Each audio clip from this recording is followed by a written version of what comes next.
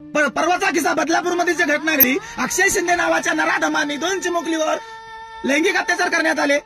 हीच का तुमची मुलगी शिकली प्रगती झाली? शाळेमध्ये मुली मागताना तुम्ही आम्हाला हुशार मुली द्या, मुलं द्या शाळेमध्ये मागताना, मग त्या ठिकाणी शाळेमध्ये तो कपड्याच्या वडावडी करत होता, मुलींचे ड्रेस वडावडी, खेचाखेची, बॅग वडावडी करत होता. तेव्हा शाळेचे अधिकारी शिक्षक वर्ग कोणच नव्हता?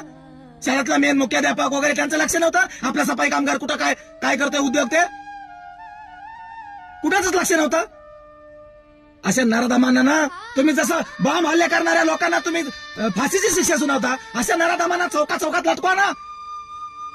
आम्ही मानतो पोलीस, तुम्ही आज पोलिसांना बोलतो, तुम्ही आज त्यांच्या आई वडिलांच्या निर्देश झाला, त्यांनी डॉक्टरकडे गेले, सगळं झाल्याच्या नंतर त्यांनी गुन्हा नोंदवण्यासाठी तुमच्या पोलीस स्टेशनला आल्याच्या नंतर 12 तास लागतात. हेच तुमचा कानून कायदा का? हे तुम्ही मुलींचं रक्षण करता का? पोलीस वर्दी म्हणजे कशासाठी असते? रक्षणासाठी असते. देशाचं रक्षण, लोकांच्या जनतेचं रक्षण. मुलींचा अत्याचार होणारा तुम्ही रोखला पाहिजे, त्यांच्यावर रक्षण केलं पाहिजे.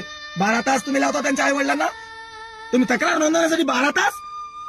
हे तुमचं सरकार का? हे तुमचा कानून का? हे तुमची न्याय का? आणि प्रत्येक आई वडिलांना सांगतो, अशा नराधमांना चौकात लटकून फाशी दिली पाहिजे.